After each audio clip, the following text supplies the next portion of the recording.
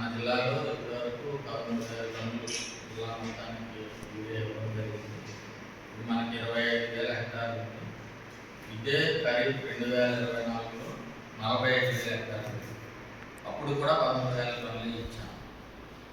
So ఇప్పుడు ఇంకా 20,000 అంటే 50,000 ఎకరాలు తక్కువ అయినప్పటికీ గతంలో ఇచ్చాము అంత మనం పంపిణీ చేయడం జరిగింది. సో ఇదే ఇష్యూ అయితే ఏమీ లేదు, రైతులేమి రాదు అని అనుకోవాల్సిన అవసరం లేదు. ఖరీఫ్ కోట ఖరీఫ్కి, రబీ కోట రబీకి ఉంటుంది. కాబట్టి ఎవరు కూడా క్యూలో నిలబడి తీసుకోవాల్సిన అవసరం లేదు. ఎవరికి అవసరమైతే వాళ్ళు తీసుకోవాలి.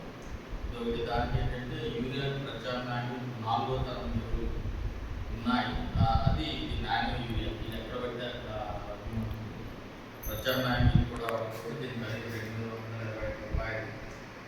ఇది కనుక స్ప్రే చేసినట్లయితే ఇది ఒక 120 లీటర్లో కలిపి 50 లీటర్ స్ప్రే చేసినట్లయితే 45 కిలోల యూరియా స్ప్రే చేసినట్లయితే అది ఎలా పనిచేస్తుందో అందుకంటే కూడా బాగా పనిచేస్తుంది. సో రైతులు ఏంటంటే అలాగే డిఏపి కూడా ప్రత్యామ్నాయాన్ని నాణ్యం డిఏపి, అది కూడా డిఏపి ఎట్లా చేస్తుంది అట్లా చేస్తుంది. కాబట్టి రైతులు ఈ 4వ తరము నాణ్య యూరియాని వాడుకోవాల్సిందిగా తెలియజేస్తున్నాము.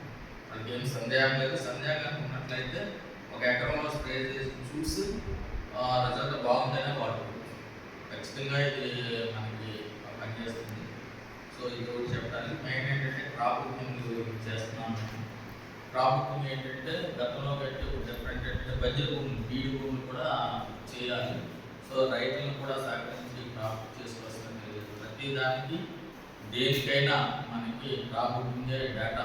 ఒకవేళ మనకి ఏదైనా మార్కెట్ ఇంటర్వెన్షన్ కానీ లేకపోతే ఏదైనా పర్చేసింగ్ కానీ లేకపోతే క్రాప్ ఇన్సూరెన్స్ కానీ ఈవెన్ లోన్ తీసుకోవాలన్నా క్రాప్ బుకింగ్ అనేటువంటి మ్యాండేటరీ. కాబట్టి రైతులు కూడా సహకరించి క్రాప్ బుకింగ్ చేసుకోవాలి. బీడు భూములు కూడా క్రాప్ బుకింగ్ చేయించుకోవాలి.